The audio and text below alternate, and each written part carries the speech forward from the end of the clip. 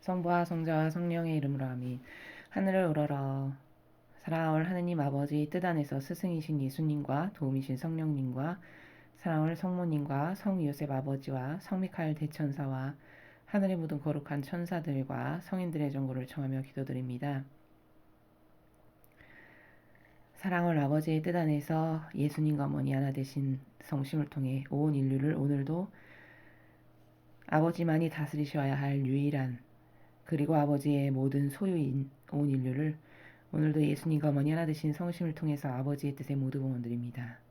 또한 차원한 봉사자요 나는 제자요 나는 주님께 서원한 주님의 일꾼이라고 자원하고 자청하여 주님의 집에 온 이들이 예수님의 정신과 가르침과 모범과 카리스마를 전하기는커녕 사악하고 역겨운 인간의 그 변질된 교묘하게 변질된 제도와 전통을 통해 주님의 뜻에 선량하게 다가오는 모든 주님의 양들에게 매일같이 역겨운 자신의 뜻을 먹이고 가르침으로써 신적인 질서를 세우지 못하게 하는 마귀의 도구가 되어버린 이 모든 시대에 아버지의 일꾼이라고 자청하는 자들이 지은 모든 사악하고 역겨운 죄를 저희 사명이 배상과 보석을 드립니다. 저희 제자들과 저희 십자가 사도직이 예수님의 어머니의 정신 세계에서 배상과 보석을 드리오니 아버지 정말 한없이 부족하고 미천하고 그 배상과 보석이 너무나도 미미하고 미소하기 그럴 데 없사오나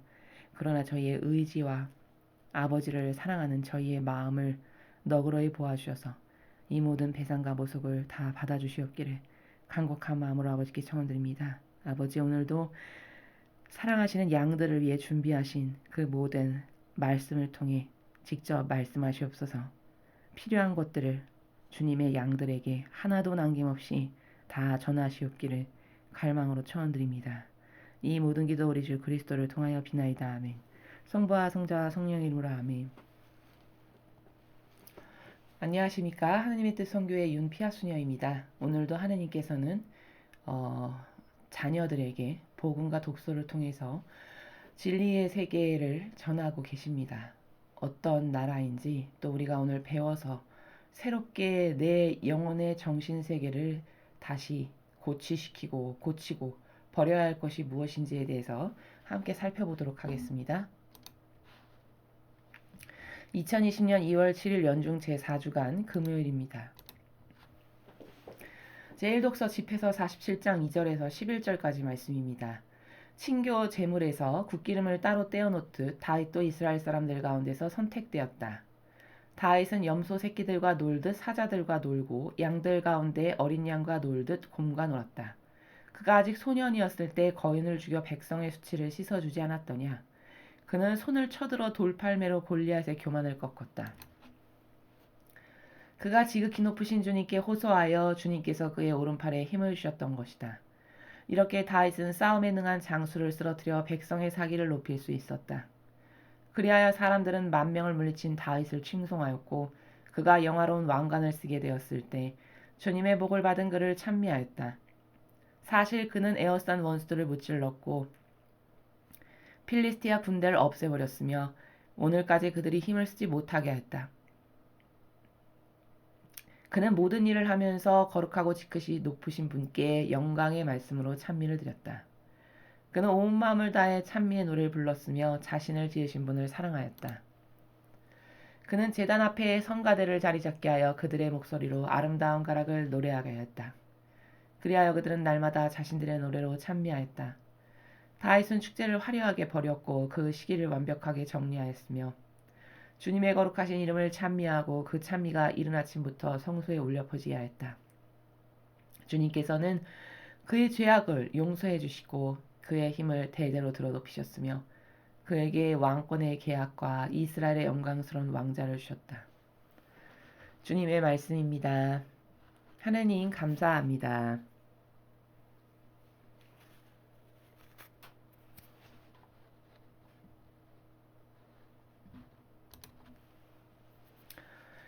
우리가 이제 그 사무엘 상권과 학원의 공부를 끝냈고 그 다음에 어제 잠깐 열왕기 상권까지 공부를 하였습니다. 자, 오늘은 주신 말씀이 일독소가 집회에서의 말씀입니다. 집회서라는 것의 특징은 그 단어에서도 담고 있듯이 회중들에게 그 아버지의 백성들, 모여있는 아버지의 그 백성의 회중들에게 주시는 말씀이시죠. 자, 어떤 말씀인가를 살펴보니까 역시 다윗에 대한 이야기를 집회서의 저자가 지금 전해주고 있습니다. 오늘 이 이야기의 본질은 다윗이 하느님께 드린 것이 과연 무엇이었나, 어떤 올바른 것을 다윗이 드렸는가에 대해서 그 업적을 지금 찬미하고 있습니다. 그래서 한 줄 한 줄 다 살펴보면은 다윗이 남다르게 세상에 수많은 왕들이 있었는데 그 수많은 왕 중에 다윗만을 하느님께서 그토록 높이 들어 높이시고 세우시고 그의 사랑을 정말 참되다 진실되다 받으셨고, 또 죄를 저질렀을 때 다른 왕들하고는 다르게 크나큰 징벌을 가하심으로써 내 사랑이 다른 이들에게 주는 것과는 다르단다라는 것을 몸소 입증해 보이신 바로 그런 것은 무엇이었나? 어떻게 다윗은 그렇게 하느님의 마음을 사로잡았고 하느님은 다윗을 왜 그토록 많이 사랑하셨는가? 그런 것에 대한 그 다윗의 업적에 대해서 집회서의 저자가 지금 칭송과 찬미를 하고 있죠. 자, 그럼 원론적으로 보았을 때, 즉 원리적 나라에서 보았을 때는 바로 이겁니다. 그가 하느님으로부터 그런 사랑을 받았고 그런 축복을 받았던 것은 다윗이 올바르게 반영하였기 때문이라는 겁니다. 다윗이 어떻게 올바르게 반영하였나? 가장 첫 번째로 다윗이 긍정적인 많은 속성 중에 가장 첫 번째로 잘 반영했던 것은 하느님을 하느님으로서 대했다라는 거죠. 그러니까 수많은 세상의 모든 영혼들이, 거의 대부분의 영혼들이 하느님을 하느님으로 대하지 않고, 무슨 말이냐? 하느님께서만 마땅히 받으셔야 될 권리와 사랑과 권한 존중이 있으시죠. 왜냐? 그분은 우리의 진정한 우리 영혼을 창조하신 아버지시고 또 모든 우주 만물의 주인이시고 또 만드셨다라는 그 하느님의 위대한 권능에 대한 우리가 마땅히 드려야 될 그 찬미들, 그리고 온 우주 만물을 다스릴 수 있는 유일한 권한은 아버지께만 있죠. 왜냐? 아버지만이 만드신 분이시니까, 주인이시니까. 그래서 그분의 권리를 마땅히 찾아드려야 되는, 이런 하느님만이 가장 높으신 곳에서 그분만이 받으셔야 될 사랑과 또 권한과 영예와 영광과 권리와 이런 것들이 있으시다라는 거죠. 근데 그때까지 다윗이 그런 사랑을 드리기 전까지 어느 누구도 하느님으로부터 하느님께로 그런 사랑과 그런 진실된 마음과 그런 정신의 세계에서 공경하는 자세, 그런 것을 드린 사람이 없었던 거죠. 그래서 하느님이 다윗을 사랑하시기를, 정말 사랑하는 내 아들 다윗, 너 같은 아들은 과거에도 없고 현재에도 없고 미래도 없을 것이다 라고 참으로 대단한 칭찬을 다윗이 받은 거죠. 그것은 어떤 것이었냐? 순전히 어떤 대단한 물질, 친교, 재물, 엄청 큰 남은 들이지 않은 엄청난 물질 뭐 이런 게 아니라는 거죠. 하느님이 진짜 반기시는 것은 시편에도 그런 부분이 나오는데요. 번제물과 속죄제물보다 올바른 이에 찬미라야 어울리도다, 이런 부분이 있습니다. 그러니까 하느님께 찬미를 드리는데 모든 사람이 찬미를 하느님께 드린다 해서 그거를 다 동등하게 받으시지 않고, 하느님께 수많은 사람이 저는 하느님을 사랑합니다. 이 이교도도 하느님을 사랑한다고 찬미 노래 열심히 부르잖아요. 과거 이스라엘의 바리새파 율법학자들을 보십시오. 얼마나 하느님을 찬미하고 사랑한 것 같은 코스프레를 잘했는가. 그들은 친교제물도 딱딱 정확한 날짜에 정확한 양만큼 꼭꼭 챙겨서 바쳐드리고, 이런 것으로 따지면 지금 로마 가톨릭보다 예전의 바리새파 율법학자들은 더 철저하고 엄격하게 하느님께 드릴 것을 다 드렸습니다. 문제는 하느님은 어떤 그런 형식에 얽매이시거나 어떤 인간이 만들어 놓은 규칙의 그 제도와 전통에 사시지 않는다는 겁니다. 그렇게 진실함이 없고 하느님을 위해서 합니다라는 말 뒤에 숨겨서 인간의 뜻인 자기의 교묘하고 역겨운 뜻을 누룩처럼 살짝 집어넣어서 하느님을 좋아지는 것처럼 하면서 내 이득도 거기서 챙겨서 내 이득을 좀 보는 이런 역겨운 짓을 가장 싫어하신다라는 거죠. 문제는 뭐냐? 전 세계의 대부분의 영혼들이 알던 혹은 모르던 간에 그렇게 자아라는 것을 버리지 못하고 그 자아의 독성이 어떤 것인지를 깨닫지 못하고 쬐끔씩 누룩을 섞어서 하느님께 같이 드린다라는 겁니다. 그런 면으로 봤을 때 다윗은 그런 게 없었던 사람이에요. 뭘 많이 배우고 못 배우고 진리를 많이 알고 조금 알고 이런 것과는 상관이 없는 나라인 것이 이건 순전히 마음과 정성과 진실로만 가능한 나라이기 때문에 하느님은 그런 영혼의 마음과 진실성과 충직함과 변질되지 않는 변덕 없는 항고한 그런 것들만을 보시는 분이시기 때문에 다윗은 일단 그런 속성에서 합격점을 받은 거죠. 물론 중간에 두 번의 실수가 있어서 죄를 범했고 아버지께서 그걸로부터 벌을 내리시고 호되게 치셨지만 여기 11절에 말씀하시잖아요. 죄악을 용서해 주셨다고. 그 벌을 다윗이 온전히 그 벌을 받는 자세도 남하고 달랐잖아요. 얼마나 정직합니까? 저는 그것을 받기에 합당하다라고 늘 인정했어요. 사람의 손에 매를 맞느니 나는 차라리 주님의 손에 맡겠어. 이렇게 인정했다고요. 그러니까 그게 남하고는 다른 정직성도 있었던 거죠. 그러니까 그런 그 영혼의 단순성과 그런 정직성과 그 하느님 앞에서의 정말 진실되고 신실한 마음을 드렸다라는 이 속성이 남하고는 다른 영혼하고는 다른 굉장히 큰 하느님께 드리는 기쁨의 제물이었다라는 것입니다. 그런 제물로서 하느님께 바쳐졌던 영혼이었어요. 그래서 11절에 보듯이 사울도 똑같이 죄를 저질렀잖아요. 다윗도 죄를 저질렀고 지금 온 인류의 수많은 사람이 맨날 역겨운 자아와 인간의 자신의 뜻과 인간적 자신의 선으로 아버지께 매일같이 역겨움을 그 심장에 칼로 난도질하듯이 배은망덕과 모욕을 매일 드리고 있다는 얘기죠. 그런데 어떤 사람은 용서를 받고 어떤 사람은 아예 용서해주고 싶으신 마음이 없으실 만큼 기회를 닫아버리기를 바리사의 율법학자에게는 아예 이런 다윗에게 주었던 징벌이 왜 내리지 않았냐? 검토 대상도 안 된다는 얘기예요.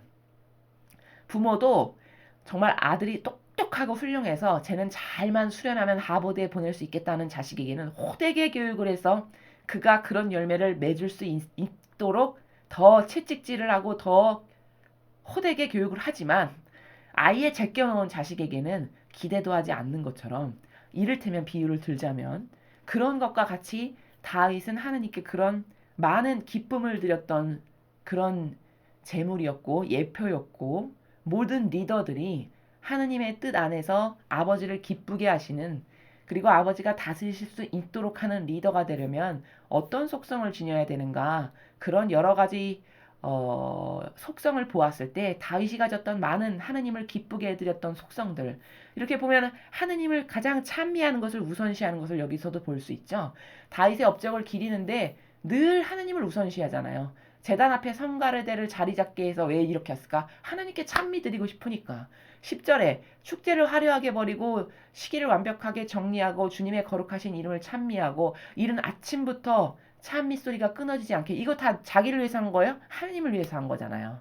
하느님께 정말 진실된 마음으로 사랑을 드리고 싶은 다윗의 표현이었던 거죠. 이런 면에서 다윗이 다른 영혼과는 다른 위대성을 갖고 있었다는 겁니다. 또 보니까 여기 뭘까?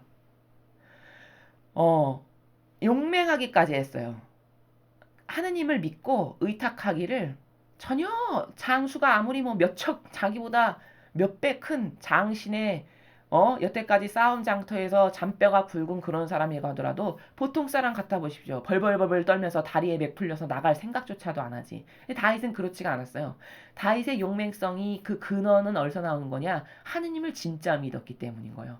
가짜로 뭐 대강 믿고 그냥 대강 의탁하는 그런 건 누구나 거의 다 할 수 있었겠죠. 그러나 다윗의 순도가 아버지가 사랑하고 받아들이시기 합당했던 것은 그냥 단순히 돌멩이 5개를 갖고 나가도 전혀 불안하거나 그걸로 인해서 뭐 덜덜덜덜 떨거나 이런 나라가 아예 없는 아예 하느님을 그냥 의탁하기를 나의 전체 나의 전부를 다스리시는 존재, 이걸로 아예 인식이 내재적으로 있었던 거죠. 이런 모든 것들이 하느님을 자기보다 늘 먼저 앞세웠고 늘 주님이 계셔야 될 자리를 존중해 드리고 그분이 받으셔야 될 권리를 존중하기 때문에 성전을 지어드려야겠다고 말한 거잖아요. 이런 모든 것이 하느님 보시기에 정말 마음에 드는 아들이었던 거죠. 집회서의 저자는 다윗의 이런 업적들, 하느님께 올바르게 드려서 하느님께 사랑을 받을 수밖에 없었던 업적들을 지금 칭송하고 있어요. 자, 그럼 여기서 배워야 될 거는 뭐냐? 올바르게 열매 맺으려면, 즉 하느님의 뜻이 나에게서 이루어지기 위해서는, 나에게서 하느님의 뜻이 이루어지게 하기 위해서, 또 아버지께서 나에게 세운 계획을 내가 잘 이루어지기 위해서는 어떻게 내가 정신세계를 달리하고 내 정신에 지금 박혀있는 하느님의 뜻인 진리가 아닌 그 이외의 기타 등등 수많은 오해와 부작용과 그리고 악들을 나는 과연 어떻게 꺾어버리고 죽여 없애버려서 나는 다윗처럼 이런 하나님이 사랑하시는 신적인 속성을 어떻게 다시 재정비해서 다시 태어날 건가. 오늘 그것을 생각해 봐야 한다는 것입니다. 다윗의 업적을 지금 집회서의 저자가 칭송하고 하느님이 이것은 이렇게 축복하셨다라는 사실을 통해서 각 사람마다 세워놓으신 아버지의 계획이 있습니다. 그럼 하느님께서 나에게 세워놓으신 계획을 다 완성시켜 드리기 위해서는 나에게 자유의지를 주셨기 때문에 억지로는 도저히 할 수가 없는 거예요. 모두가 다 하느님께 이렇게 사랑받고 싶죠. 그러나 모두가 다 사랑받을 수가 없고 똑같이 왕의 자리에 앉았으나 어떤 사람은 사울처럼 하느님이 오히려 너는 끝났다라고 해서 끝내버리실 수밖에 없는 그런 차이는 어디서 발생하는 건가? 그건 순전히 인간의 자유의지가 올바른 것에 반영할 수 있는 순도 높은 자유의지인가?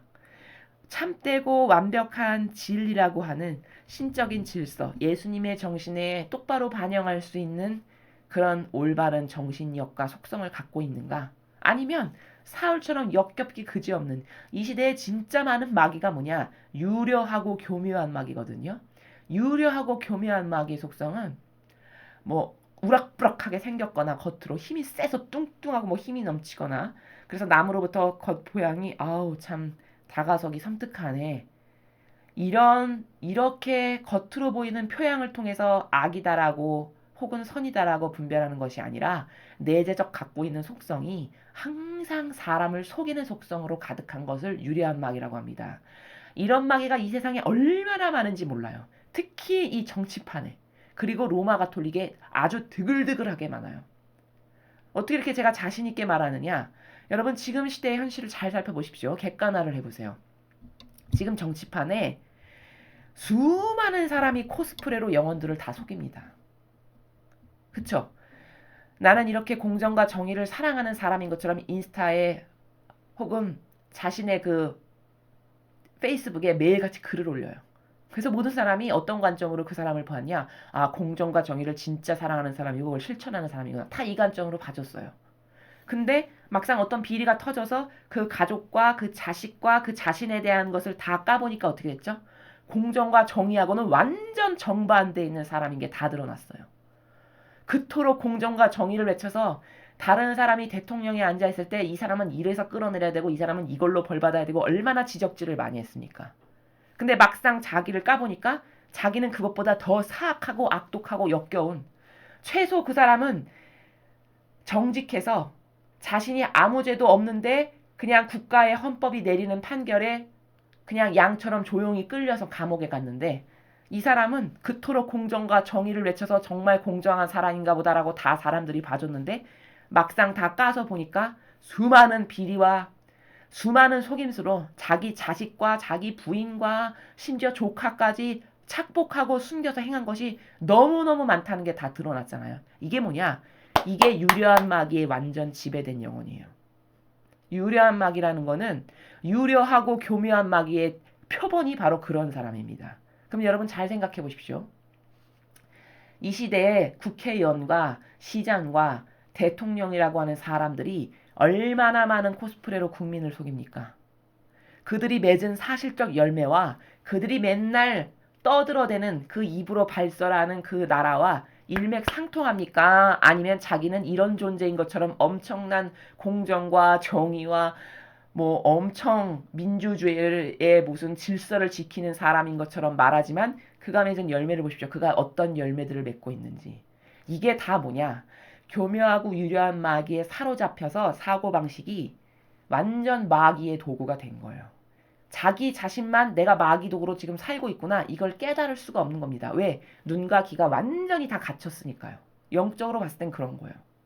이런 사람들이 천지예요. 특히 지도자와 리더들 중에. 로마 가톨릭은 말할 것도 없습니다. 로마 가톨릭의 교황이 하는 말을 들어보십시오.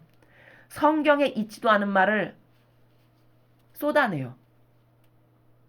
예수님은 그런 말씀을 하신 적도 없고 성경에 그런 원리가 있지도 않은데 마치 지옥이 없는 것처럼 말하고, 예수님은 창조된 그대로 살라고 했는데 동성애자 그들의 사랑을 보라고 하고, 그리고 계시록에 있는 탕녀, 하느님이 진짜 역겨워하셔서 그 수많은 것들과 타협하는 역겨운 더러운 탕녀라고 지적하신 그 일을 지금 누가 주도해서 하고 있냐? 로마 가톨릭의 교황이 주도해서 하고 있는 거예요. 종교연합으로.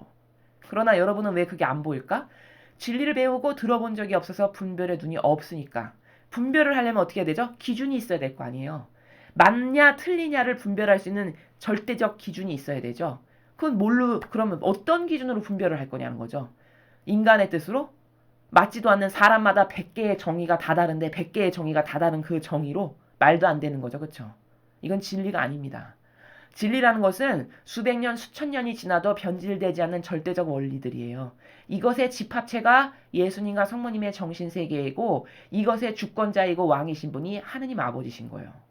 그래서 멋있고 퍼펙트하고 그 세계가 너무 마음에 드는 거죠. 왜냐? 진실을 찾아볼 수가 없으니까 이 세상에서는. 오로지 진실은 어디에만 있냐? 거기에만 있어요. 진실에 갈급하고 목마른 사람은 그래서 하느님을 사랑할 수밖에 없습니다. 진실, 정말 속이는 것은 진절머리가 난 진실과 참된 사실에 목마르고 갈급하고 굶주린 백성은 하느님을 사랑할 수밖에 없어요.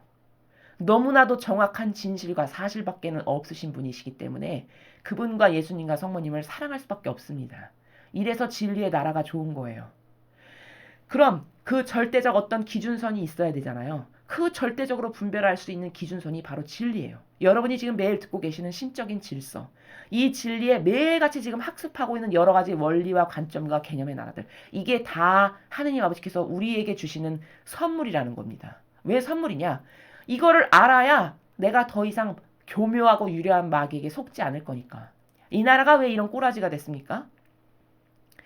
맨날 교묘하고 유려한 마귀가 입으로 떠들어대는 진실과는 다른 이 허황된 피상과 형상에 온 백성이 속는 거예요. 그리고 그 사람을 찍는 거예요. 이렇게 멍청한 일이 어디에 있습니까, 여러분? 여러분, 정말 이상한 거예요. 인간은 모순적인 게. 여러분, 옷 하나를 사셔도 여러 가지 옷을 펼쳐놓고 비교 분석해서 마음에 드는 걸로 가성비 높은 걸로 딱 사시잖아요. 그쵸? 그럼 옷 하나, 그 옷 하나 살 때도 그렇게 고르시면서 나라의 미래를 결정지을 대통령과 지도자와 리더와 국회의원과 이런 사람들을 뽑는데 여러분의 분별의 기준은 옷 하나 고를 때의 섬세함과 디테일함과 신중함도 없이 그냥 감성이 따른 대로 막 고르는 거죠. 막 찍는 거죠. 이게 얼마나 아이러니한 사실인지 몰라요. 사람이 이토록 모순적인 거예요. 한 나라의 미래보다 그까지 옷은 몇만 원, 끼껏해서 버려봤자 몇만 원, 몇십만 원 버리는 거잖아요. 근데 그런 몇만 원짜리, 몇십만 원짜리를 고를 때도 여러분은 얼마나 섬세하고 디테일하게 모든 것을 비교하면서 가성비 높은 것을 사냐는 말이죠. 그럼 그것보다 수십 배, 수백 배, 수천 배 더 중요한 나라의 운명을 좌지우지할 대통령과 국회의원과 지역의 일꾼을 뽑는 데는 여러분은 그런 분별의 눈이 없어요. 그냥 내 감성이 따르는 대로 내 감성에 필이 꽂혀서 땡기는 대로 저 사람 착해 보이고 좋아 보이네 이러면 뽑는다니까요. 이게 얼마나 이상한 건지 이게 진짜 이성이 병들어서 썩어버린 것이라는 것을 알아야 돼요. 이거 정말 이상한 거죠. 그렇죠? 이런 생각이 왜 안 들까? 이 객관화가 안 되는 거예요. 자기 자신에 대해서. 정말 이상한 거죠. 이렇게 이상한 게 한두 개가 아니에요, 인간은. 진짜 중요하게 심사숙고해서 섬세하고 디테일한 분별을 가지고 선택해야 되는 것은 대강대강하고, 대강대강해도 나에게 큰 타격이 없을 그런 자질구레한 것에는 온통 힘과 노력을 기울인다니까요. 이렇게 균형이 안 맞는, 이렇게 OX를 거꾸로 생각하고 있는 이런 사고방식을 내가 하고 살아가도 하나도 불편하거나 그런 내가 마음에 들지 않다거나 이런 나를 고쳐봐야 되겠다라는 생각을 하거나 이런 사람이 없어요, 이 시대에. 이러니까 너무 안타까운 거예요. 이걸로 인해서 낭비되는 효용과 가치가 떨어지는, 질이 떨어지는 이런 짓을 5천만 국민이 다 하고 있다고 생각해 보십시오. 이게 얼마나 혈압 터질 만큼 열불을 내야 될 상황인가. 특히 내가 사랑하는 내 조국이 이렇게 잘못된 선택으로 인해서 수십 년 동안 나의 조상과 훌륭한 선배들이 엄청난 고통과 땀방울로 이룩해 놓은 내 조국과 내 나라를 불과 3년 만에, 불과 몇 년 만에 이렇게 역겨운 마귀들이 쓰레기로 만들어가는 꼴을 보고 여러분 열불이 안 터지면 이건 정의가 죽은 거예요. 예수님은 이 세상에 오셔서 어떤 사람만을 뽑았냐? 정의로 들끓는 영혼만 제자로 뽑으셨어요. 그러니까 세고 감히 엄접할 수 없는 어부, 열성당원, 혁명당원 이런 사람들만 제자로 뽑으신 거예요. 그건 왜냐? 그만큼 정의가 센 사람들이 예수님의 제자가 되기에 합당했고 그런 사람들이 예수님의 제자가 돼야 마귀와 싸워서 이길 수 있기 때문입니다. 신적인 활동이라는 건 뭐냐? 마귀랑 싸우는 거예요.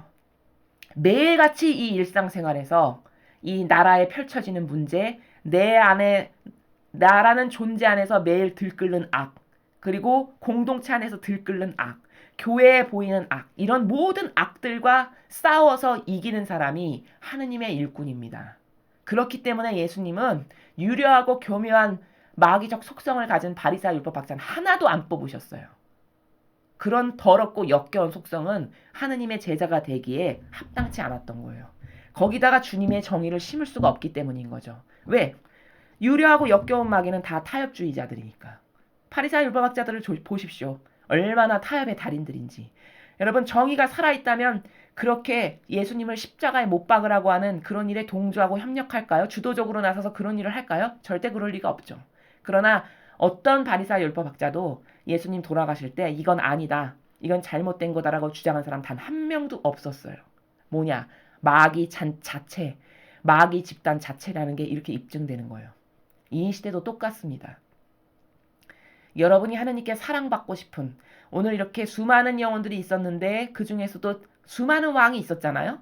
뭐 이스라엘뿐만 아니라 전 세계 지금까지도 내려오는 대표 리더자여 대통령이여 왕이라고 하는 이런 수많은 영혼들이 있었는데 그런 수많은 영혼들 중에서 왜 다윗은 그토록 많은 사랑을 받았을까? 이건 진짜 심각하게 연구해봐야 될 연구 대상이에요. 똑같이 가죽은 똑같이 인간으로 생겼는데 뭐 그렇게 대단히 틀리고 다른 것도 없어 보이는데 이렇게 생각한다면 그 사람은 완전 영적으로 막힌 사람이에요.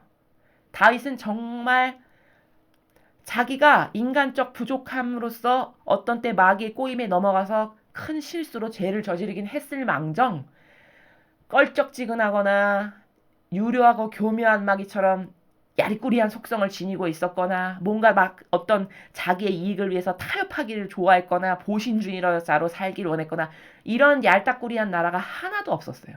그냥 단순 심플 그냥 절대성, 유일성. 이것 아니면 아니고 벌을 받으려면 받아야지. 근데 이왕 벌 받을 거 사람한테 받는 것보다 내가 사랑하는 하나님께 받는 게 마음 편하고 낫겠어.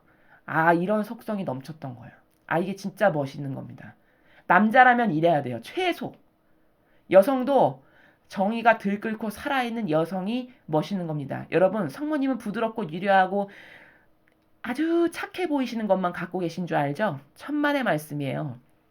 천상의 책에 보면은 루이사 피카레타가 성모님을 뵙는데 성모님께서 그 얼굴 표정과 이 몸에서 우러나오는 카리스마와 이 모든 것이 너무나도 지엄하고 무서운 카리스마를 내뿜으셔서 다리가 후들후들 떨리고 말 한마디도 못할 만큼 무서웠다라고 루이사 피카레타가 고백합니다. 그럼 뭐냐? 성모님의 정의가 이렇게 말로써 뿜어져 나온 게 아니라 그분의 내면적인 정신세계와 마음의 내재적 세계에서 갖고 계시는 성모님의 정의가 특징상, 성모님이 가지고 계신 고유 특성상 말로 악을 싸워 이긴다기보다는 그 뿜어져 나오는 아우라와 카리스마가 루이사 피카레타가 너무 무서워서 가까이 가지도 못하고 다리가 벌벌벌벌 떨릴 만큼 그렇게 정의가 강한 게 뿜어져 나왔던 거예요. 이건 다 뭐냐? 예수님이 지상에 오셔서 가장 먼저 중요하다라고 생각해서 사명을 많은 것들을 행하셨을 때 중요하다라고 강조하셨던 속성은 뭐냐? 분명 정의였어요. 이건 제 말이 아니라 성경에 나옵니다. 정의와 공정을 실천하고 이렇게 말씀하십니다. 지금 이 세상에는 정의와 공정이 없어요. 이미 죽었어요. 특히 정치판과 로마 가톨릭은 완전히 죽었어요. 그러니까 아무도 옳은 것을 옳다라고 말하는 사람이 없는 거예요. 그저 옳다라고 말하는 수준이 거기다가 내 것도 약간 끼워 넣어서 말하면 여러분은 분별의 눈이 없어서 그래도 저 사람은 낫네, 괜찮네, 또 이렇게 생각하세요. 자기 자신을 배제시키지 않은 것은 정의가 아니에요. 다시 한번 말씀드립니다. 어떤 경우에도 어떤 이유가 있다 하더라도 자기 자신의 이익을 완전히 배제시키지 않았다. 그럼 이것은 하느님이 원하시는 공정한 정의가 아니에요. 다 교묘하고 쬐끔씩 사악한 인간의 누룩이 들어간 것은 그저 아버지께 역겨움만을 드릴 뿐인 겁니다. 그래서 다윗은 아버지의 뜻이 그 안에서 완벽하게 이루어졌어요. 완벽하게 이루어졌기 때문에 이렇게 칭송을 후대가 할 만큼이었고, 그래서 그의 아들대에 가서 완벽한 솔로몬에 대해 가서 완벽한 번영의 시대를 엽니다. 다윗이 다스리시던 40년 내내 이스라엘 백성은 굉장히 풍요하고 평화롭고 잘 살았어요. 그리고 이 다윗의 크나큰 올바른 반향에 따른 크나큰 축복이 마침내 아들대에 가서도 솔로몬 시대에 가서도 굉장한 번영의 시대를 누리게 돼요. 그리고 아버지가 잘 살았기 때문에 그 아들이 어떻게 은총을 받았냐? 지혜에 따를 자가 없을 만큼, 따를 사람이 없을 만큼 지혜에 크나큰 축복을 주셔서 모든 것을 지혜롭고 슬기롭게 하느님의 뜻을 잘 다스릴 수 있는 은총을 그 아들에게 주십니다. 이게 다 누구의 덕이냐? 솔로몬이 잘 살았다는 것도 물론 있겠죠. 그러나 그것보다 더 큰 영향력은 다윗이 그토록 훌륭했기 때문에 아버지께서 다윗을 축복하시기를 너의 가문에서 왕울이 떠나지 않게 할 것이다. 이렇게 축복하셨단 말이죠. 그럼 다윗에게서는 아버지의 뜻이 완벽하게 이루어진 거예요. 아버지가 이 영혼에게서는 내가 이것을 이뤄봐야지라고 계획하셨던 것을 다 이룰 수 있으셨어요. 누구 때문에? 다윗의 올바른 반향 때문에. 자, 그럼 오늘을 이것을 통해서 우리는 어떤 객관화를 해야 되는 것인가? 어떤 개론을 해야 되는 것인가? 나는 과연 아버지께서 나에게 세워놓으신 계획을 이루시기에 합당한 반향을 지금 하고 살아가고 있는가? 나에게 아버지가 훌륭한 계획을 아무리 세우신다 한들 그 계획이 나에게서 이루어지지 않는 건 뭐 때문이냐? 그것은 아버지가 사랑을 안 주시거나 아버지가 궁색하거나 인색하셔서가 절대 아니라 내가 내 역겨운 자아를 그토록 신으로 떠받들고 섬기면서 살기 때문에 하느님께서 나에게서 세워놓은 계획을 세우실 수가 없는 거예요. 이건 순전히 누구 탓이냐? 자기 자신의 탓이라는 거죠. 오늘 우리는 이것을 객관화시킬 줄 알아야 됩니다. 똑같은 사람인데 왜 사울은 그렇게 별것 같지도 않은 죄악으로 왕자에서 끌어내리셔서 죽음을 맞이할 수밖에 없는 비참한 운명이 되게 허락하셨는가? 다윗은 2번이나 죄를 저질렀는데 용서받았다고 여기 말씀하시잖아요. 11절에. 그쵸? 왜 용서받기에 합당한가? 왜 용서가 타당한가? 이 영혼에게는. 그 차이를 아셔야 돼요. 지난 수많은 강의를 통해서 이 둘은 완전히 속성이 다르고 그 완전히 다른 반향으로 인해서 한 명에게서는 아버지의 뜻이 이루어지지 않았어요. 실패한 거죠. 다윗에게서는 아버지 뜻이 완전히 다 이루어졌어요. 무슨 차이냐는 거죠. 반향을 어떻게 했느냐의 차이다. 반향하는 것은 순전히 강요에 의해서가 아니라 내 자유의지가 나는 어떤 인간으로 살다 죽고 싶은가?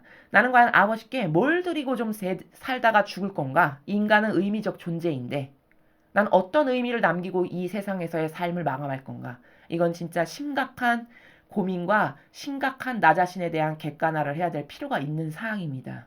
인생 길어봤자 7, 80이죠. 아무리 많이 살아봤자 한 100살까지 살겠죠. 그럼 사실적으로 활동할 수 있는 기간은 여러분 몇 해나 될까요?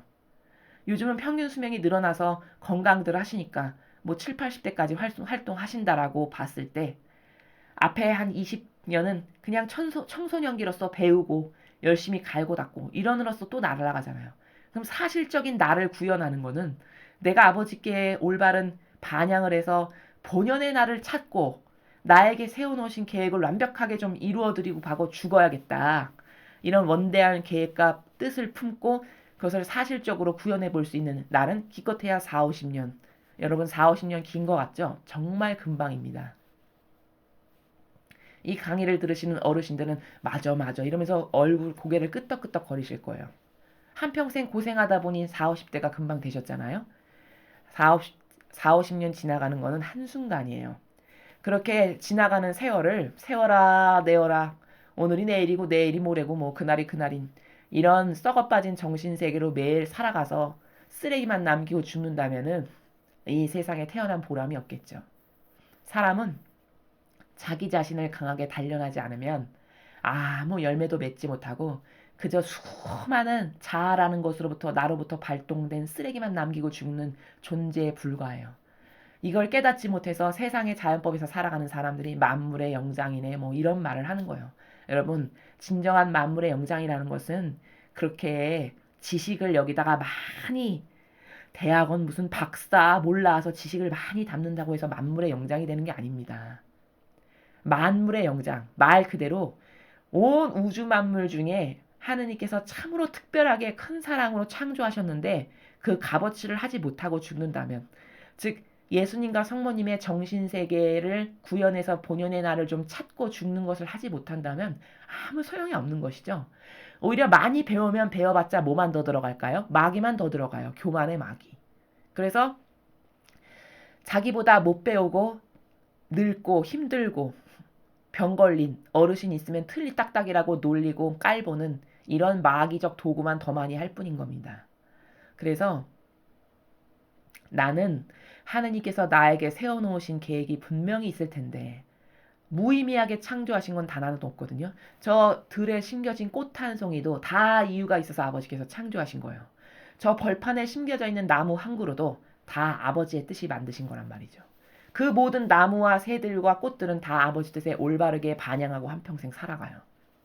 거기에 있어라 그럼 한평생 그냥 거기서 아름다운 꽃 피우는 자신의 역할만을 충실히 하다 죽는단 말이죠. 오로지 인간만 역겨운 자신의 뜻으로 반기를 들어요. 뱀대가리 들듯. 이게 뭐냐. 이게 정말 사악한 마귀가 인간을 죽여서 아버지께 모욕과 역겨움을 드리려는 마귀의 간악한 농간인데 깨닫지 못하고 그 마귀에게 동조하다가 그냥 죽는 거거든요. 허무하게. 그래서 우리는 이 집회서를 통해서 다윗은 아버지 뜻을 다 이루어드렸네. 그건 왜일까? 다윗이 하느님의 뜻을 이룰 수 있도록 하는 그 올바른 반향의 속성을 지니고 있었기 때문이다. 답은 이거예요. 나도 아버지 뜻이 나에게 이루어지도록 하기 위한 올바른 반향을 오늘부터 드려야겠다. 이런 의지를 굳건히 가지시는 그런 하루가 되셨으면 좋겠습니다. 자, 복음을 보시겠습니다. 마르코복음 6장 14절에서 29절까지 말씀입니다. 주님 영광 받으소서. 그때 예수님의 이름이 널리 알려져 마침내 헤로데 임금도 소문을 듣게 되었다. 사람들은 세례자 요한이 죽은 이들 가운데서 되살아난 것이다. 그러니 그에게서 그런 기적의 힘이 일어나지 하고 말하였다. 그러나 어떤 이들은 그는 엘리야다 하는가 하면 또 어떤 이들은 옛 예언자들과 같은 예언자다 하였다. 헤로데는 이러한 소문을 듣고 내가 목을 벤 그 요한이 되살아났구나 하고 말하였다. 이 헤로데는 사람을 보내어 요한을 붙잡아 감옥에 묶어둔 일이 있었다. 그의 동생 필리포스의 아내 헤로디아 때문이었는데 헤로데가 이 여자와 혼인하였던 것이다. 그래서 요한은 헤로데에게 동생의 아내를 차지하는 것은 옳지 않습니다 하고 여러 차례 말하였다. 헤로디아는 요한에게 앙심을 품고 그를 죽이려고 하였으나 뜻을 이루지 못하였다. 헤로데가 요한을 의롭고 거룩한 사람으로 알고 그를 두려워하며 보호해 주었을 뿐만 아니라 그의 말을 들을 때 몹시 당황해하면서도 기꺼이 듣고 나였기 때문이다. 그런데 좋은 기회가 왔다. 헤로데가 자기 생일에 고관들과 무관들과 갈릴레아 유지들을 청하여 잔치를 베풀었다. 그 자리에 헤로디아의 딸이 들어가 춤을 추어 헤로데와 그의 손님들을 즐겁게 하였다. 그래서 임금은 그 소녀에게 무엇이든 원하는 것을 나에게 청하여라 너에게 주겠다 하고 말할 뿐만 아니라 네가 청하는 것은 무엇이든 내 왕국의 절반이라도 너에게 주겠다 하고 굳게 맹세까지 하였다.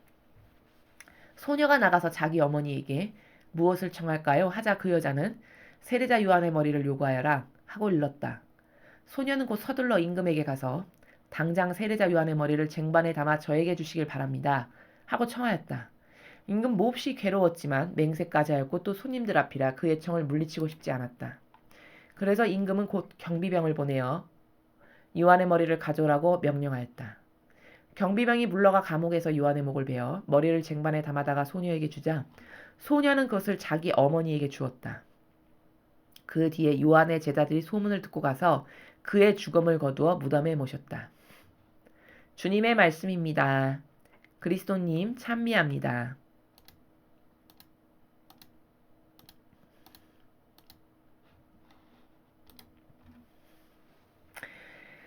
오늘 이 복음은 익숙한 복음이시죠. 많이들 들어보셨던 이 복음을 똑바로 이해하려면은 먼저 세례자 요한이라는 사람의 속성에 대해서 알아야 됩니다. 세례자 요한이 이 로마 가톨릭은 어떻게 가르치냐면 엄청 겸손의 모범으로 가르쳐요.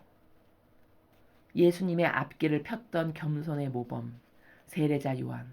광야에서 벌꿀만 먹고 무슨 이상한 동물 거죽옷만 입고 살았던 이런 겸손의 모범 예수님의 앞길을 폈던 겸손한 세례자 요한 이렇게 이야기를 하죠.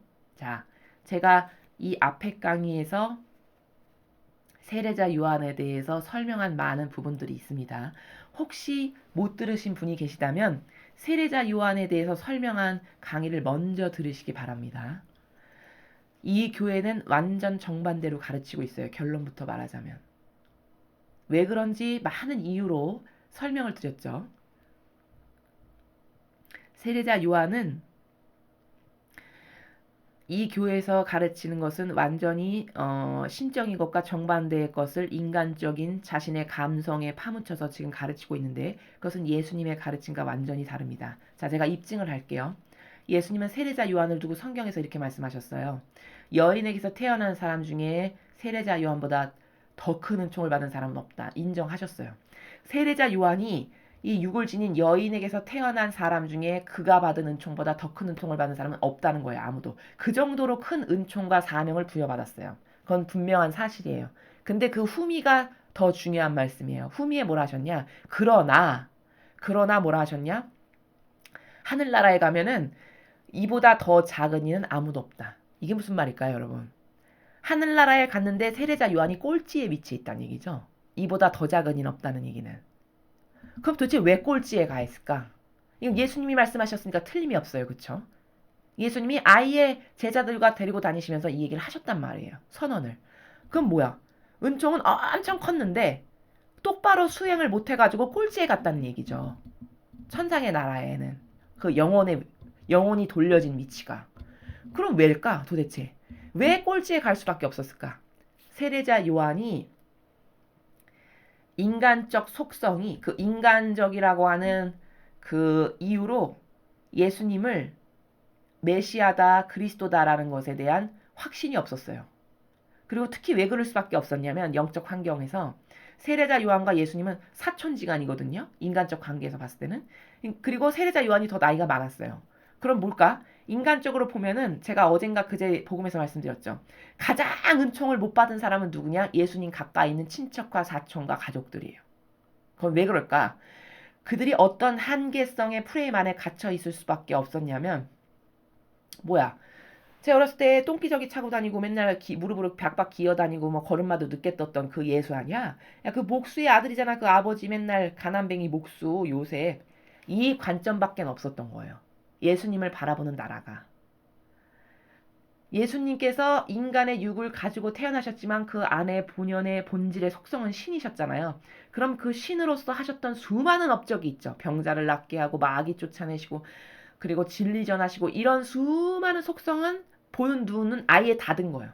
그쪽 나라는 다 닫았어요. 그리고 오로지 열어놓은 나라는 어떤 나라만 열어놨냐? 인간적 나라만 열어놓은 거예요. 그리고 그 나라에서만 보는 거예요. 두 가지를 아니 여러분 객관화라는 게 뭐죠? 객관성이라는 게 두 개를 공평한 위치에다 갖다 놓고 두 개를 동시에 봐서 형평과 조화를 이루는 가운데 뭔가 분별을 하는 게 객관화예요. 그쵸? 근데 객관화가 안 되는 거예요. 어떤 한계성 때문에 그러냐? 그 인간적이라고 하는 그 인성의 무게, 그 자아라는 한계성이 어렸을 때 이런 애였는데, 쟤 옛날에 이랬는데, 쟤 맨날 글씨도 늦게 띄고 못 띄어가지고 맨날 그랬던 애 아니야. 뭐 이를테면 이런 나라? 이런 나라로 보는 거예요. 예수님을. 그럼 어떻게 될까요? 그 프레임에 씌워져 있는 한 죽는 날까지 예수님이 그리스도라는 거는 모르는 거죠. 모를 수밖에 없겠죠, 여러분. 세례자 요한도 그런 약점이 있었다는 거예요. 그래서 성령의 지배를 받았을 때는 요단강에서 예수님을 세례를 줄 때 정확하게 증언해요. 이분이 하느님의 아들이시고 또 성령의 모양이 비둘기의 모양으로 내려와가지고 직접 하늘에서 증언하시잖아요. 이는 내 사랑하는 아들, 내 마음에 드는 아들이다. 너희는 그의 말을 들어라. 아버지가 말씀하시죠. 그 모든 것을 다 목격한 증인이에요. 자기가 직접 세례를 줬고.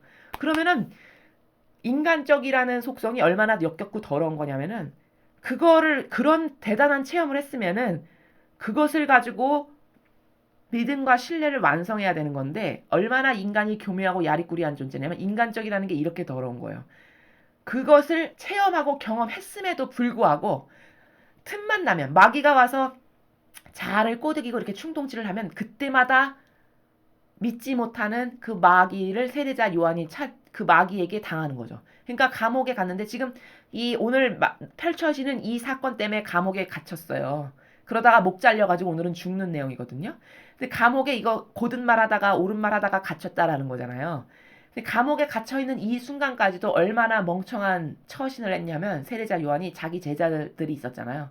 제자들을 보내서 너희는 가서 여쭤봐라. 예수님께 오시기로 하신 분이 맞냐고 여쭤봐라. 이렇게 끝까지 올바르게 믿지를 못해. 그러니까 왔다 갔다 왔다 갔다 왔다 갔다를 계속하는 거죠.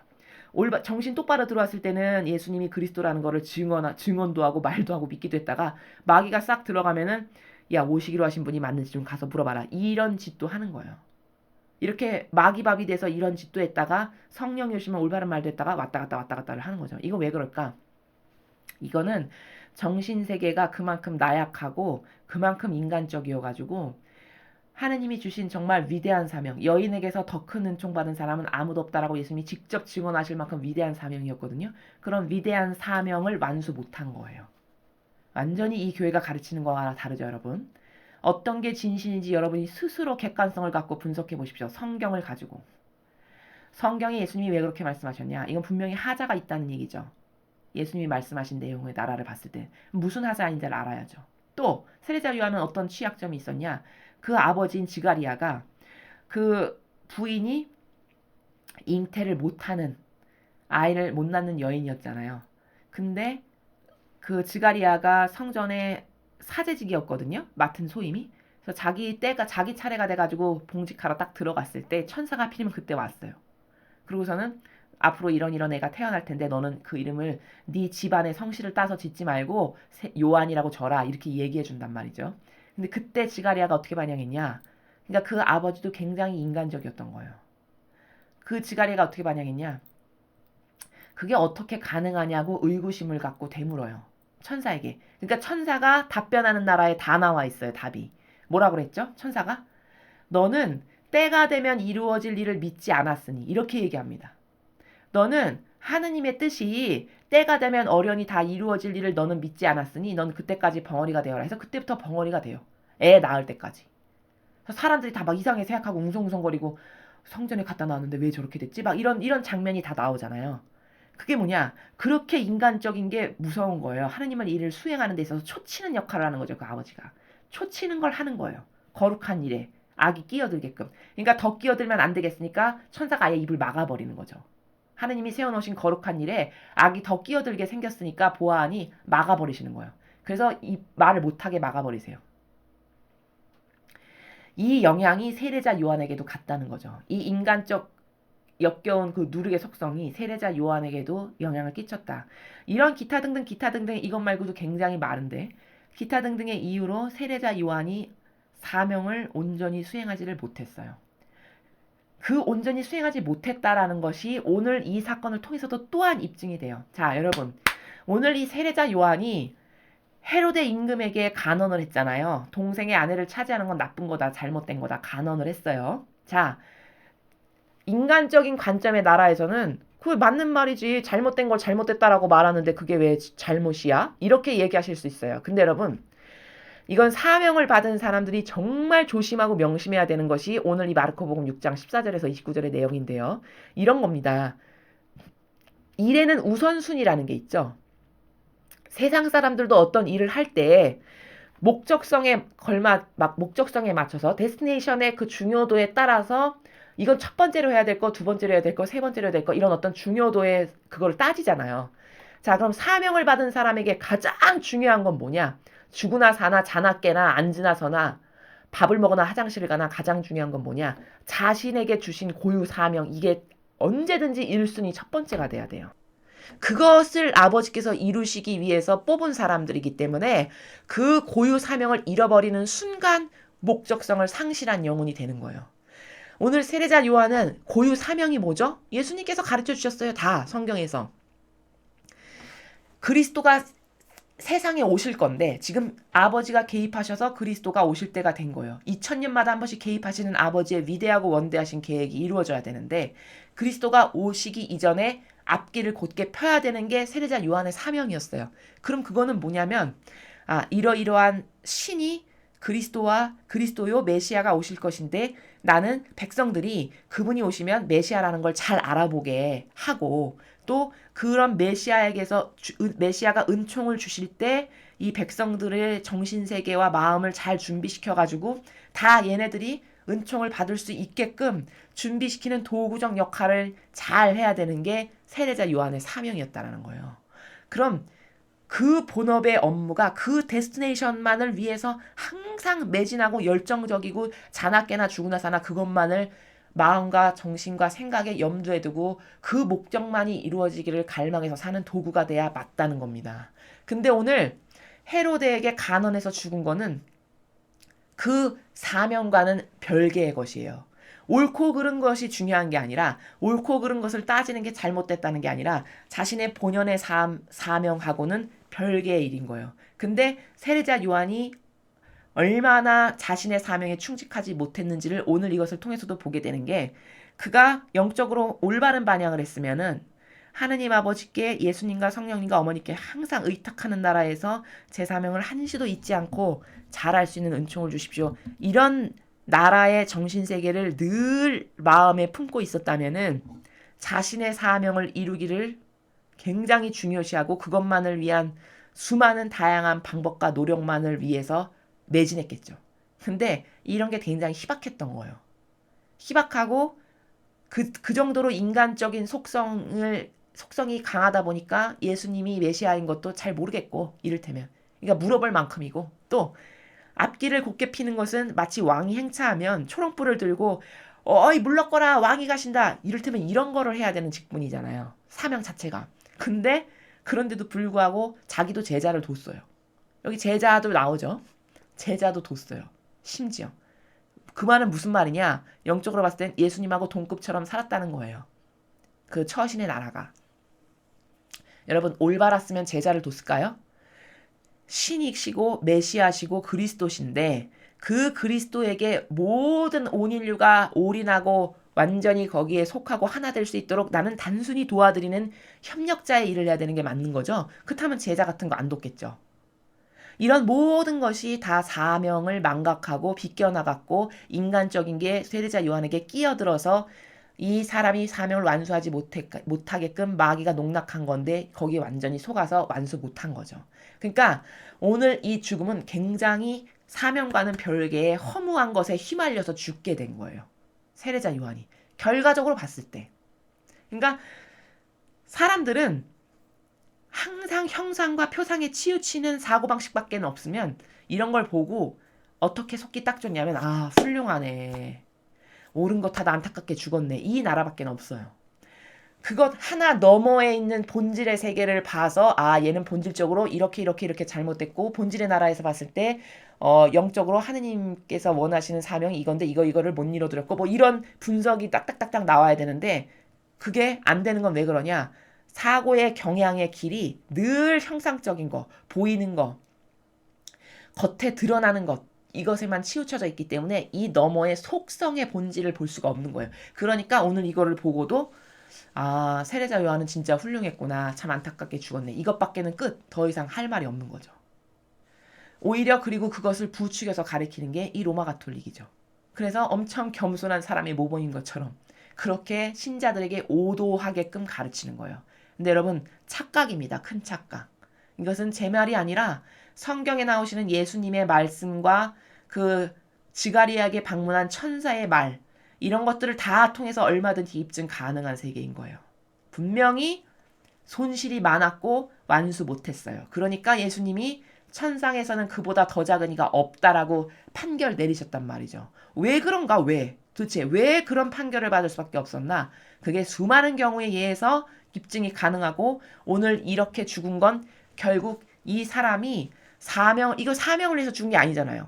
예수님의 앞길을 곱게 피다가 죽은 게 아니잖아요. 그냥 일개 한 왕이 도덕적으로 문란하고 멋대로 사니까 야 너 그따위로 살면 안 돼. 이렇게 가난하다 죽은 거예요. 정직하게 얘기하면. 그럼 뭘까?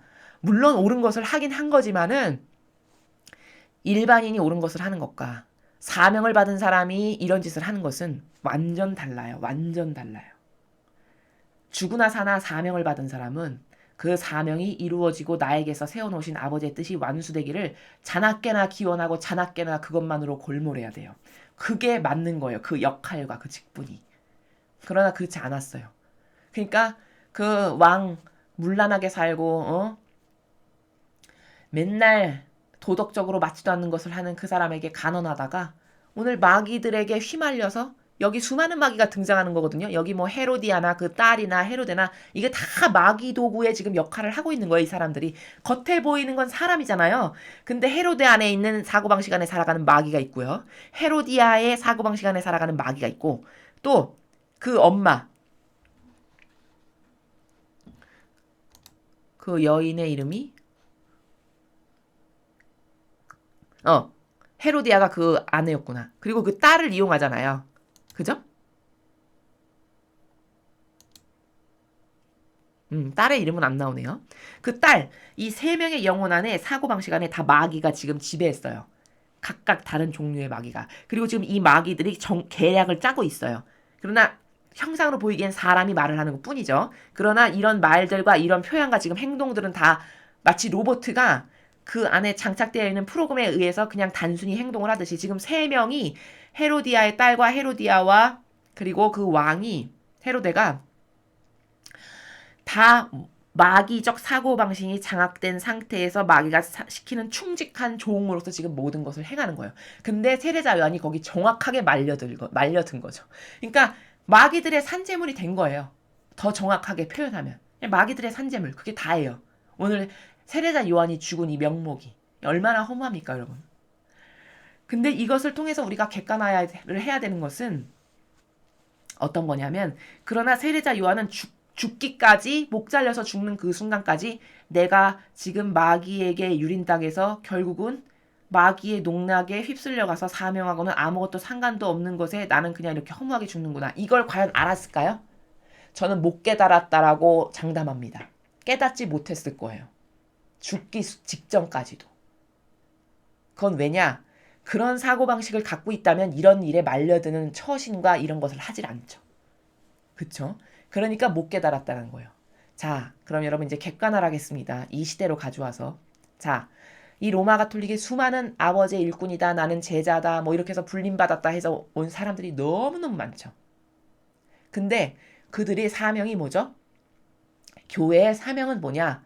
진리를 전하는 거예요. 진리의 샘물이 돼줘야 되는 거예요.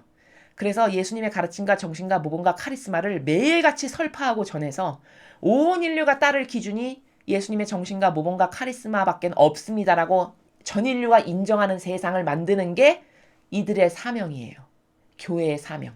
자, 그런데 그 사명을 망각하고 오늘 세례자 요한은 죽기까지 어떻게 생각했을까요? 자신에 대해서 아, 나는 올바른 것을 하다 죽는다. 이렇게 생각하고 죽었겠죠. 그쵸? 그러나 사실 이 사람의 죽음은 여러분 이건 순교가 아닙니다. 아, 순교는 이런 게 아니에요. 순교는 아버지 뜻을 행하다 죽어야 순교지. 진리를 전하다가 목이 잘렸어. 이게 순교지. 그쵸? 예수님의 정신세계를 가르치고 전하다가 목이 잘렸어. 이게 순교입니다. 오늘 그런 걸 하다 죽은 게 아니잖아요. 그러니까 이건 순교가 아닌 거예요. 정확하게 이 나라는 악의 세력에 말려 들어가서 자기가 인간적인 속성이 세다 보니까 그 인간적인 속성을 악이 어떻게 활용한 거냐? 그래? 너 눈에 가신데 너 하나 죽이는 건 유도 아니지. 이러고 마귀가 이 세 명의 영혼, 헤로디아의 딸, 세 명의 영혼 안에서 작전을 짰는데 그 작전에 교묘하게 말려 들어가가지고 허무하게 죽은 거예요. 세례자 요한이. 이 죽음의 의미가. 그럼 이건 뭐 한 거냐? 결론적으로 그저 마귀에게 장신구나 되어주다가 죽은 너무 허무한 삶인 거예요. 그런데 죽기 직전까지 세례자 요한은 절대 몰랐을 거라는 거죠. 나는 옳은 것을 하다 참 이렇게 죽는다. 이렇게 생각했을 거예요. 분명히. 자, 그럼 이 시대에 로마 가톨릭의 수많은 자원한 봉사자들이 있잖아요. 자, 여러분. 그들이 예수님의 가르침과 정신과 모범과 카리스마를 전해야 되는 게 그들의 사명이죠. 그거 하라고 교회에서 불러주신 거예요. 그죠? 그거 하겠다고 자원한 거잖아요. 예수님과 성모님처럼 살겠습니다 해서 자원한 거죠. 근데 그것을 망각했어. 그럼 망각한 순간 누가 된 거냐? 세례자 요한하고 똑같이 된 거죠. 그렇지 않습니까? 그러니까 이 교회에 수많은 수녀, 사제, 주교, 교황, 추기경 수많은 직분의 그런 사람들이 있습니다. 자, 그 중에 그들의 직분은 뭐냐? 예수님께서 왜 받아주셔서 주님의 교회의 일꾼으로 뽑게 하셨는가? 너는 내가 행한 모든 것을 너희가 행하라고 뽑으신 거예요. 2000년 전에 내가 수행했던 아버지 뜻 진리를 온 인류에게 전하기 위해서 세상에 왔고 배상과 보석을 하기 위해 세상에 왔고 그런 목적성이 있으셨잖아요. 그런 목적성을 계승해서 그것이 이어지게 해서 그 영적인 샘물을 세상에 펼쳐지게 하는 이게 교회의 사명이잖아요. 자, 그런데 그런 사명이 첫째도 둘째도 셋째도 그것만을 명심해서 그것만을 행하기를 갈망하고 그거에 온 노력과 열과 성을 다 투자하고 쏟아야 되는 게 맞는 건데 그것을 안 하고 지금 무엇을 하고 있죠? 완전히 변질돼가지고 자신들의 뜻이 교묘하게 만들어 놓은 제도와 전통을 하느님의 자리에 갖다 놨어요. 하느님은 폐기 처분했어. 그리고 그 제도와 전통을 떠받들면 나는 신앙생활을 제대로 하는 거고 하느님을 잘 모시고 있는 거야. 이런 착각 속에 지금 살아가고 있잖아요. 이게 뭘까? 세례자 요한과 똑같은 거죠. 완전 자신의 본연의 사명을 완전 망각하고 착각하고 살아가고 있는 거죠. 그러니까 나는 수도자로 정말 희생해서 결혼도 안 하고 못도 안 하고 나는 세례도 주고 맨날 이런 미사집전도 하고 이런 희생을 하고 있는데 내가 왜 하느님의 일을 안 하는 거야? 이렇게 반론할지 모르겠지만 그 마귀는 그렇게 반론할지 모르겠지만 그게 바로 예수님의 정신과 가르침과 모범과 카리스마를 행한 건지 조금만 반추해보면 정직하다면 금방 알 수 있겠죠. 예수님은 분명히 성경에서 뭐라 말씀하셨냐면 주님 한다고 해서 다 나에게 오는 게 아니란다. 이렇게 얘기하셨어요. 그럼 주님은 주님 한다라는 사람들은 예수님 모르는 밖에 세상의 사람을 말하는 건가요? 아니죠. 이미 알고 있는 사람들을 말하는 거예요. 주님하고 부른다라는 거는. 그럼 뭘까요? 차원한 봉사자들. 주님하고 매일 부르잖아요. 그쵸? 주님 한다고 다 나에게 오는 게 아니라고 분명히 말씀하셨다니까요. 어떻게 해야 나에게 올 수 있다? 아버지 뜻을 행한 자라야 나에게 올 수 있다. 이렇게 말씀하셨어요. 그럼 아버지 뜻 어떤 거 행하고 있나요? 어떤 거 행하고 있다라고 정정당당하게 말할 게 있죠? 예수님과 성모님이 행하신 것만을 행해야 되는데 어떤 것을 행하고 있나요? 복음을 전하나요? 아니면 예수님처럼 가장 낮은 자세에서 모든 일을 섬기는 모범으로 사나요? 아니면 배상과 보석을 하나요? 희생과 고통받기를 갈망하나요? 어떤 것을 하고 있나요? 아버지의 뜻을 행하는 게 하나도 없는데 착각 속에 사는 거예요. 세례자 요한처럼. 지금 뭐 하고 있는 거냐? 사실은 로마 가톨릭의 수많은 자원한 봉사자들이 세례자 요한 같은 죽음의 길을 가고 있는 거죠. 결국 이렇게 허무하게 죽었잖아요. 사명과 아무 상관없이. 똑같은 전철을 지금 밟고 있죠, 여러분. 객관화를 시켜본다는 거는 굉장히 쉬운 거예요. 아, 이러이러이러한 과정과 프로세스를 거쳐서 이렇게 허무하게 죽었구나. 다 밝혀졌어요. 세례자 요한을 통해서. 자, 그럼 비교 분석이 가능하죠. 뭐 하고 있는 거죠?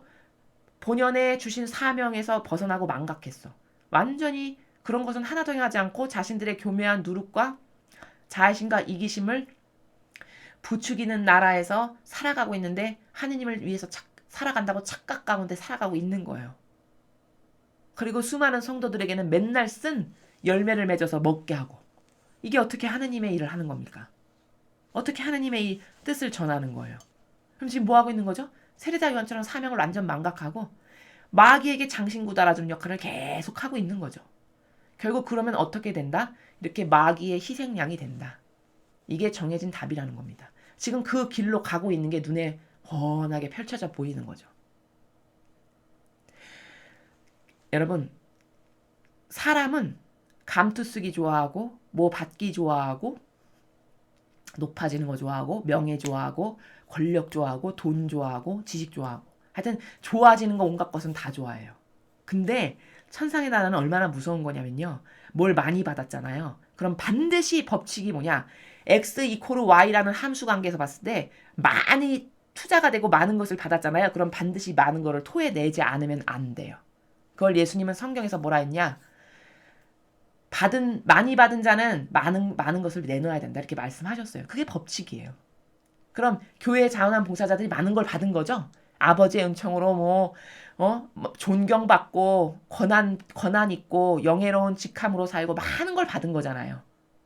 그럼 많은 걸 내놔야 되는 게 정상이죠. 아버지의 원리의 나라의 프로세스에서는 X와의 관계에서 봤을 때 많은 걸 내놓지는 않고 맨날 마귀의 열매만 주렁주렁 매달아. 그럼 이거 XY의 관계성에서 봤을 때 예수님이 봤을 때는 아, 얘는 받은 거는 많은데 맺은 거는 맨날 마귀만 토해냈네. 아, 넌 지옥. 아, 이렇게 하는 게 정상, 이게 공정한 거잖아요. 그렇죠? 아, 진짜 공정하시다니까요, 하느님은. 공정하시기가 인간은 거기에 감히 토를 달 수 없을 만큼 공정하신 분이에요. 무게로 양자와 나노 단위의 마이크로그램까지도 다 재실 수 있는 게 하느님의 분별의 나라입니다. 엄청 무서운 거죠. 이런 하느님을 잘 모르고 하느님은 사랑이십니다. 맨날 이 말만 반복하는 거예요. 그 사랑이 뭔지도 모르고 하느님의 사랑은 정의가 먼저 우선시되는 사랑인데 그게 뭔지도 모르고 그냥 소수 다 받아들여야 되고 난민 받아들여야 되고 동성애자 끌어안아야 되고 못도 받아들여야 되고 못도 받아야 되고 무질서로 경계를 허무는 짓을 매일같이 재단에서 성도들에게 가르쳐요. 그게 마치 착한 것처럼. 하느님보다 더 착하네. 그쵸? 하나님은 분명히 경계와 질서가 분명하게 있어서 아닌 것은 가차없이 내치시는 분인데 하느님보다 더 자비로운 사람의 행세를 하는 거예요. 그래서 그것이 마치 진짜 사랑인 것처럼 모든 성도들에게 속이는 거죠. 진짜 사랑이 아니고 그건 마귀가 주는 사랑인데 맨날 하느님은 사랑이십니다. 모두를 사랑하십시오. 맨날 이런 말만 하는 거죠. 그렇게 해서 썩은 역겨운 인간의 사랑을 선의로 다가온 성도들에게 가르치고 있는 거죠. 이것 말고도 부작용이 기타 등등 헤아릴 수 없이 밤을 새서 1박 2일을 얘기해도 모자랄 만큼 많아요. 이게 다 뭐냐? 사명을 살지 않는 거예요. 사명을 살지 않으면 어떻게 되냐? 세례자 요한처럼 마귀의 그 제사상에 목 잘려서 올라간 이런 신세의 결말을 맞이하게 될 거라는 거죠. 이것을 알아들을 귀가 있는 사람들은 반드시 알아들어야 됩니다. 반드시 알아듣고 회개에서 돌아서지 않으면은 그 무게의 값을 하느님은 정확하게 다실 거고 그 각각의 무게의 값마다 맞는 판결을 아버지께서 분명히 하실 거라는 무서운 사실입니다. 그래서 세례자 요한은 죽는 그 순간까지 착각했을 거다. 나는 옳은 것을 위해서 죽는구나. 고결하게 자기가 되게 엄청 훌륭한 것을 증언하고 간언하다 죽는 것처럼 이렇게 착각했을 거라는 거죠. 왜 그런 착각밖에 할 수 없냐? 이 사람이 사고방식이 인간적인 게 너무 많아요. 사명을 받은 자는 인간적인 것 가운데서는 절대 사명을 완수할 수가 없는 거거든요. 아니 여러분 다윗을 보세요. 그 세상에서 살아가는 왕도 인간적인 속성이 튀어나와가지고 하느님을 우선시에 놓을 때 놓지 않으니까 가차없이 치시잖아요. 그럼 자원한 봉사자라는 것은 그보다 더 엄격한 잣대를 받아야 맞는 거죠. 왜냐? 많이 주신 자는 더 많이 요구하신다 했으니까. 기준의 잣대가 엄격해져야 되는 거잖아요. 그럼 얼마나 다윗은 세상에서 살아가는 세상의 통치자 왕이었는데도 신적인 질서에서 벗어나니까 그토록 호되게 혼났는데 하느님의 집에 자원한 봉사자로 온 사람은 얼마나 더 호되게 혼나야 합당할까요? 그것에 수십 배 호되게 혼나야 합당한 거죠. 이런 원리적 사고방식이 안 되는 거예요. 이런 근원적인 사고방식이 안 되니까 자신에 대한 객관화가 없어요. 자신에 대한 객관화가 없으니까 맨날 똑같이 그날이 그날 이렇게 살아가는 거죠. 이렇게 살다가 결론을 맞이하게 될 건 뭐냐. 세례자 요한같이 마귀 잔치상에 목 잘려서 올라가는 산재물밖에는 될 게 없다. 이게 로마 가톨릭의 슬픈 결말이다라는 거예요. 자신들이 그런 결말의 운명을 맞이하게 될 건데 모른다라는 거죠. 영은요. 여러분 얼마나 무서운 거냐면요. 한 영혼을 마귀가 이렇게 장악하고 있잖아요. 그 마귀의 어둠의 그림자가 한 영혼의 사고방식을 이렇게 프레임을 들씌워서 장악하고 있잖아요. 그럼 이 영혼은요. 죽는 날까지 여기서 누가 건져주지 않으면 절대 이거 알 수 없습니다. 이게 내가 지금 마귀적 프레임에 갇혀 있다든가 뭐 내가 지금 하느님과는 벗어나서 뭐가 잘못되고 있다 이런 것을요. 추론조차 개론의 여지조차도 할 수가 없어요. 그토록 영에 지배받는다는 게 무서운 거거든요. 그렇기 때문에 자꾸 진리로 자기의 사고방식을 닦아내지 않으면은 이 올바른 사고방식으로 자기를 자꾸 변화시키고 내 영혼을 닦아내지 않잖아요. 그럼 어떻게 되냐?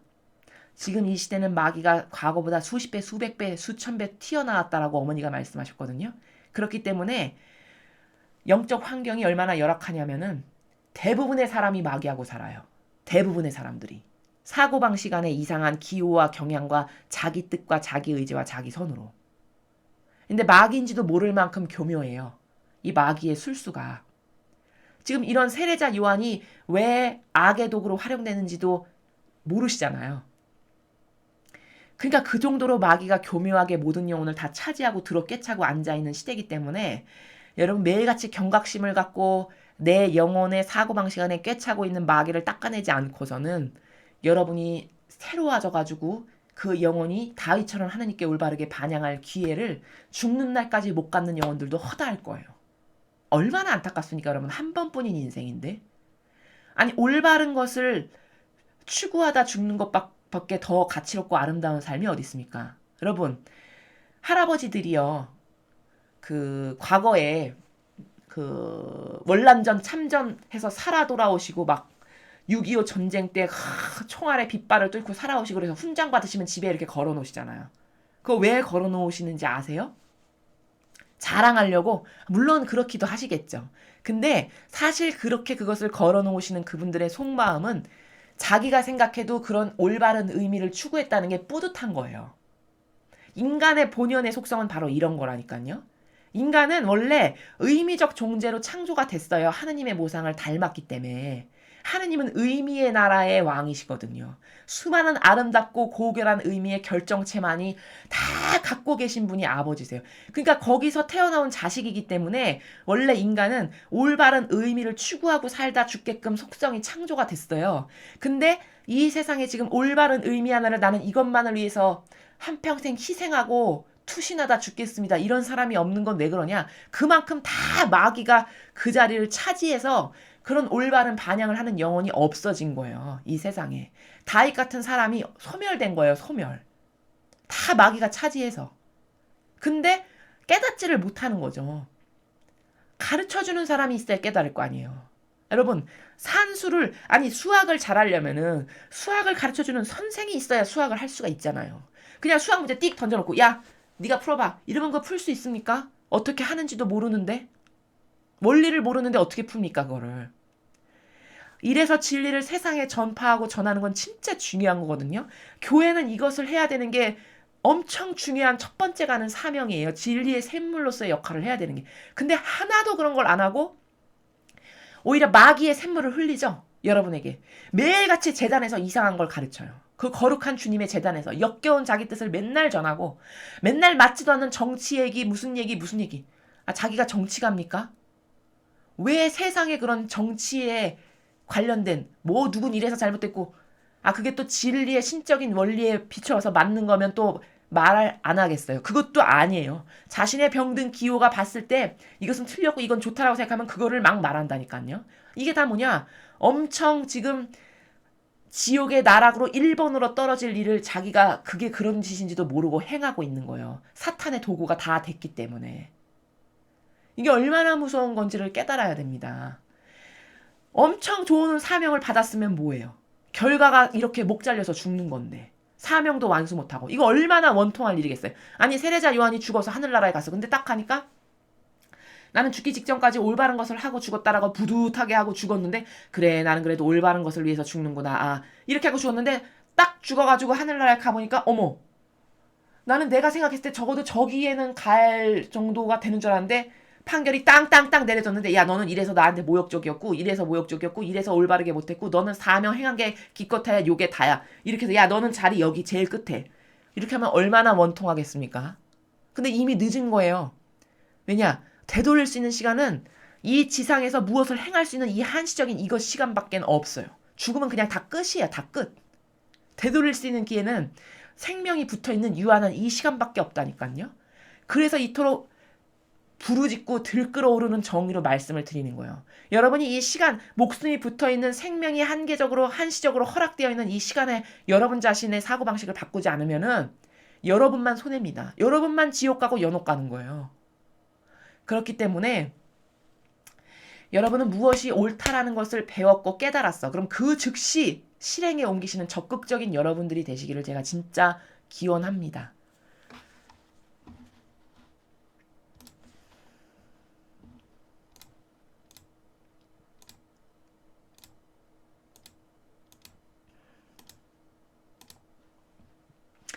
자, 여러분 오늘도 일독서와 복음을 통해서 참으로 많은 것들을 배우셨습니다. 일독서는 다윗이 결국 하느님의 뜻이 다윗에게서 완성됐는데 그건 왜 그러냐? 수많은 똑같은 영혼들이 있었는데 다윗만 올바르게 반향했어요.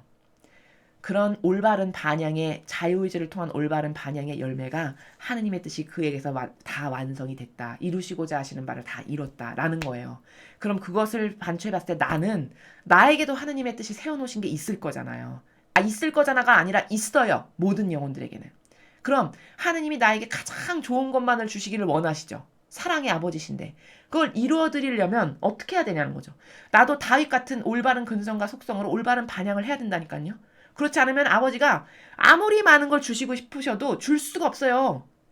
그건 어떤 원리냐면은 물이 여기서 떨어지는데 여기서 떨어지는 물을 받으려면 그릇을 여기다 갖다 놔야 되거든요. 근데 모든 영혼들이 어떻게 하고 있냐? 물은 여기서 떨어지는데 그릇을 여기다 갖다 놓고 있는 거예요. 지금 영적 환경이. 여기가 옳구나 맞구나 그렇구나. 아 있어 보이네 좋아 보이네. 아 명동성당이야. 이래서 여기 갖다 놓는 거예요. 물은 여기서 떨어지는데. 이게 뭘까? 이 엄청난 손실이죠. 이런 짓을 수많은 영혼들이 지금 하고 있는 거예요. 올바른 반향이라는 것은 나의 마음과 정신이 정말 진실되고 신실한 나라에서 하느님께 어떤 것을 드리냐는 거예요. 반향한다라는 나라는. 여러분이 가장 소중한 마음의 끝자락을 뽑아 올려서 아버지께 드리시면 아버지가 그걸 정말 기쁘게 받으신다라는 거죠. 다윗은 별거 없어요. 늘 그걸 드렸어요. 아버지께. 늘 그걸 드리는 다윗을 정말 예뻐하셨어요. 옳다. 너가 옳다 하셔서. 아니, 올바른 부모도 그렇잖아요. 여러분의 자식이 10명 있는데 10명 중에 지질이 가난하지만 항상 한결같이 부모를 사랑하는 공경하는 마음이 그득해. 그럼 그 자식에게 가장 많은 것을 주고 싶지 않습니까? 아 그게 지극히 공정한 거예요. 그게 당연한 거고. 그런 당연하고 공정한 사랑을 내가 받으려면 나는 부모에게 나를 지으신 하느님께 어떻게 반향해야 되냐는 거죠. 정말 중요한 사실이에요. 그리고 복음을 통해서는 세례자 요한에 대해서 이 앞에서도 정말 많은 말씀으로 입증을 드렸는데 세례자 요한에 대해서 잘못 알고 있는 게 굉장히 많아요. 교회가 잘못 이상하게 가르쳐가지고. 세례자 요한은 실패한 사람이에요. 사명적으로 봤을 때는. 실패했으니까 예수님이 단정해서 제일 끝자락에 갖다 놓으신다는 거예요. 아버지의 영광을 드러내지 못했어요. 다시 말하면. 주신 사명을 완수 못했어요. 그럼 지옥이나 연옥까지는 왜 안 가셨냐? 그래도 주신 은총이 있어서 차마 그렇게까지는 안 하고 천상의 제일 끝자리에 갖다 놓으시는 수밖에 없었던 거예요. 그럼 왜 그랬는가? 무슨 요소 때문에 그런 처분을 받을 수밖에 없었는 걸 알아야 되겠죠. 그래야 우리가 그런 걸 안 할 수 있잖아요. 왜 그랬는가를 지금 계속 설명드렸어요. 그리고 사명받은 사람이 얼마나 그 사명을 정말 살얼음판을 걷는 마음으로 조심스럽게 항상 하느님을 공경하고 배려하고 살펴드리는 마음으로 그 사명만을 위해서 올인하고 투신하고 헌신하지 않으면은 차라리 너는 나를 몰랐었던 게 더 낫다에 해당된다니까요. 이 교회가 지금 그 길을 가고 있어요. 이미 가서 열매를 너무 많이 맺었어요. 악의 열매를. 그럼 어떻게 되냐? 결말은 다 나와 있죠? 세례자 요한처럼 마귀 잔치상에 목 잘려서 올라가는 결말밖에 없다는 거예요. 마귀에게 장신구 달아준 거고 마귀 희생제사의 번제물이 된 거죠. 산제물. 마귀의 희생제사에. 이것밖엔 갈 결말이 없다. 이거를 알고 깨닫고 사명을 받은 자들, 특히 하나님의 일꾼들, 나는 주님의 일을 하려고 여기 왔어요 라고 자원한 이들, 그들은 진짜 정신 똑바로 차리고 회개해서 돌아서지 않으면은 어쩌면 죽는 날까지 그런 기회가 없을 수도 있는 이런 비참한 현실이라는 것을 정직한 양심이 인정해야 된다는 겁니다. 그래서 오늘 배우신 것을 여러분 적극적으로 자신의 사고방식으로 바꾸시기를. 이거 돈 드는 것도 아니에요. 사고방식은. 그쵸 여러분? 하나님이 다 공짜로 주시는 거잖아요. 옳은 것을 취하는데 돈이 듭니까? 뭐 무슨 여기에 뭐 봉헌을 해야 되는 것도 아니고 엄청 무슨 몸뚱아리를 많이 움직여야 되는 것도 거저 주시는 은총이라니까요. 다 받지 못하는 건 뭐냐? 교만하고 자만으로 가득한 인간의 이 역겹고 더러운 사고방식이 거부하기 때문인 거예요. 이걸 가지면 자기가 좋아질 텐데. 참으로 안타까운 현실이죠. 그래서 이게 맞다. 그렇구나. 옳은 게 이거구나. 정말 그것만이 따를 규칙이구나라고 동의하신다면 다 거저주시는 하느님이 사랑의 선물이니까 여러분이 모두 다 거저 받으셔서 훌륭한 정신세계로 다시 태어나시는 그런 모든 분들이 되시기를 저도 갈망하면서 기도드리고 청원드립니다. 이상으로 2020년 2월 7일 연중 제4주간 금요일 복음의 썰을 마치겠습니다. 감사합니다.